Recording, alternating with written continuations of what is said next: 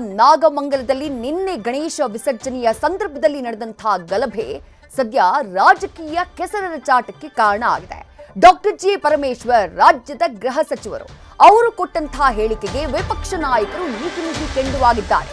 ನಾಗಮಂಗಲ ಗಲಭೆ ಸಣ್ಣ ಪ್ರಮಾಣದ ಗಲಭೆ ಅನ್ನುವಂತಹ ಹೇಳಿಕೆಯನ್ನ ಪರಮೇಶ್ವರ್ ಕೊಟ್ಟಿದ್ರು. ಪರಮೇಶ್ವರ್ ಹೇಳಿಕೆಗೆ ಬಿಜೆಪಿ ಜೆಡಿಎಸ್ ನಾಯಕರು ಆಕ್ರೋಶವನ್ನು ವ್ಯಕ್ತಪಡಿಸಿದ್ದಾರೆ. ಇಂತಹ ಗೃಹ ಸಚಿವರು ರಾಜ್ಯದಲ್ಲಿರುವುದು ದುರಾದೃಷ್ಟ ಅಂತ ಹೇಳಿ ಕೇಂದ್ರ ಸಚಿವ ಮಂಡ್ಯ ಸಂಸದ ಎಚ್ಡಿಕೆ ಹೇಳಿಕೆಯನ್ನ ಕೊಟ್ಟಿದ್ದಾರೆ. ಮತ್ತೊಂದು ಕಡೆ ಇನ್ನೂ ದೊಡ್ಡ ಘಟನೆ ಆಗ್ಬೇಕಿತ್ತ ಹಾಗಾದ್ರೆ ಅಂತ ಹೇಳಿ ವಿಪಕ್ಷ ನಾಯಕ ಆರ್ ಅಶೋಕ್ ಕಿಡಿಕಾರಿದ್ದಾರೆ. ಮೊದಲನೇದಾಗಿ ಪರಮೇಶ್ವರ್ ನಾಗಮಂಗಲ ಗಲಭೆಗೆ ಸಂಬಂಧಪಟ್ಟ ಹಾಗೆ ಇವತ್ತು ಕೊಟ್ಟಂತಹ ಹೇಳಿಕೆ ಏನು ಅದನ್ನ ನೋಡೋಣ ಬನ್ನಿ. ಆಗಬಾರ್ದಾಗಿತ್ತು, ಸಣ್ಣ ಪ್ರಮಾಣದಲ್ಲಿ ಪ್ರಾರಂಭ ಆಗಿ ಅದು ಅಂತ್ಯ ಆಗಿದೆ. ಯಾರಿಗೂ ಕೂಡ ಏನು ಗಾಯಗಳಾಗಲಿ ಅಥವಾ ಹೊಡೆದಾಟಗಳಾಗಲಿ ಆ ರೀತಿ ದೊಡ್ಡ ಪ್ರಮಾಣದಲ್ಲಿ ನಡೆದಿಲ್ಲ. ಕಂಟ್ರೋಲ್ಗೆ ತಗೊಂಡಿದ್ದಾರೆ ಪೊಲೀಸ್ನವರು. ಅವರು ಪ್ರೊಸೆಷನ್ ಹೋಗುವಾಗ ಕಲ್ತೂರಾಟ ನಡೆದಿದೆ ಅಂತೇಳಿ ಅವರು ಒಬ್ಬರಿಗೊಬ್ಬರು ಸ್ವಲ್ಪ ಘರ್ಷಣೆ ಮಾಡಿಕೊಂಡಿದ್ದಾರೆ.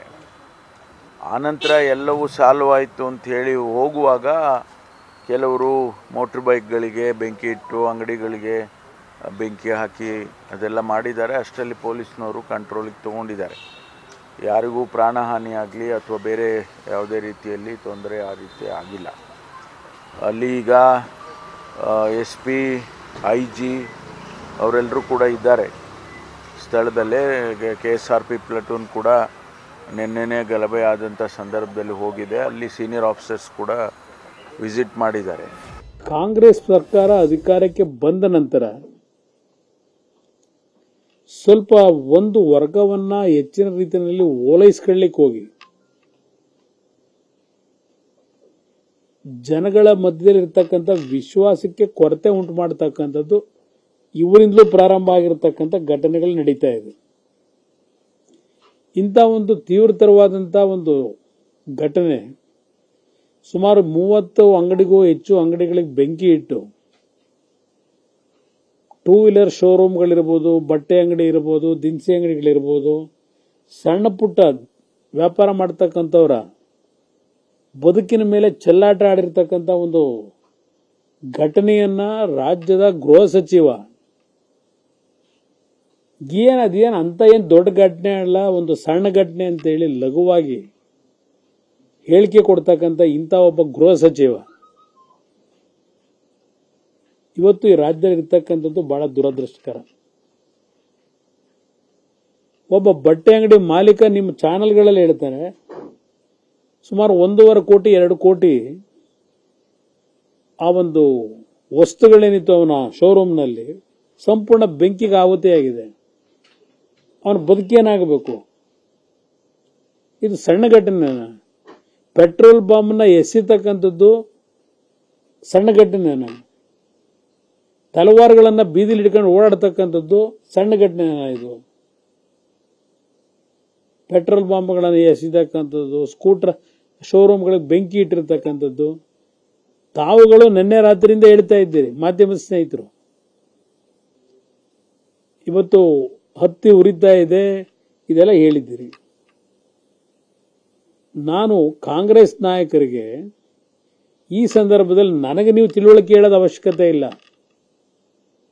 ನಾನು 2 ಬಾರಿ ರಾಜ್ಯದಲ್ಲಿ ಮುಖ್ಯಮಂತ್ರಿಯಾಗಿ ಕೆಲಸ ಮಾಡಿದ್ದೇನೆ. ನಾನು ಬೆಂಕಿ ಹಚ್ಚ ಕೆಲಸ ನಾನು ಎಂದೂ ಸಹ ಮಾಡಿಲ್ಲ. ಬೆಂಕಿಯನ್ನ ಆರಿಸ್ತಕ್ಕಂಥ ಕೆಲಸ ಮಾಡಿದ್ದೇನೆ ಹೊರತು ನಾನು ಎಂದೂ ಸಹ ನನ್ನ ರಾಜಕೀಯ ಜೀವನದಲ್ಲಿ ದ್ವೇಷಕ್ಕೋಸ್ಕರವಾಗಿ ಬೆಂಕಿ ಹಚ್ಚತಕ್ಕಂಥ ಕೆಲಸ ಮಾಡಿಲ್ಲ. ನಾನು ಇವತ್ತು ಅಲ್ಲಿ ಪೊಲೀಸ್ನ ವೈಫಲ್ಯ ಇದೆ. ನಾಗಮಂಗಲದಲ್ಲಾಗಿರುವಂಥ ಘಟನೆ ನಿಜಕ್ಕೂ ಸರ್ಕಾರಕ್ಕೆ ಎಚ್ಚರಿಕೆ ಗಂಟೆ ಆಗಬೇಕಾಯಿತು. ಈ ಥರದ ಹಲವಾರು ಘಟನೆಗಳು ಕರ್ನಾಟಕದಲ್ಲಿ ಕಳೆದ 1.5 ವರ್ಷದಿಂದ ನಡೀತಾ ಇದೆ. ಗಣೇಶ ಸಂದರ್ಭದಲ್ಲಿ ಕಳೆದ ಬಾರಿನೂ ಕೂಡ ಅದೇ ಸ್ಥಳದಲ್ಲಿ ಗಲಾಟೆ ಆಗಿತ್ತು.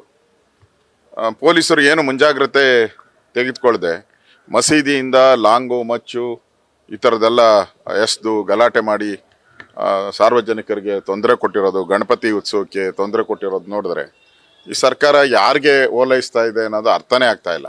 ಮತ್ತು ಈಗ ಬಂಧಿಸಿರೋದ್ರಂತಲೂ ನೋಡ್ತಾ ಇದ್ದೀರಿ, ಎಲ್ಲ ಹಿಂದೂಗಳನ್ನೇ ಜಾಸ್ತಿ ಬಂಧಿಸಿದ್ದಾರೆ. ಗಲಾಟೆ ಮಾಡಿದವರು ಅವರು, ಆದರೆ ಬಂಧಿಸಿರೋದು ಹಿಂದೂಗಳನ್ನು ಬಂಧಿಸ್ತಾ ಇದ್ದಾರೆ. ಅದರಿಂದ ಇದು ನಿಜಕ್ಕೂ ಪರಮೇಶ್ವರ್ ಅಂತವರು ಗೃಹ ಮಂತ್ರಿಗಳಾಗಿದ್ದು ಸಣ್ಣ ಘಟನೆ ಅಂತ ಹೇಳಿದ್ರೆ ಅಂದರೆ ಅದರ ಅರ್ಥ ಏನಂಗಾರೆ? ಅಂದರೆ ದೊಡ್ಡ ಗಲಭೆ ಆಗ್ಬೇಕಾಯ್ತು.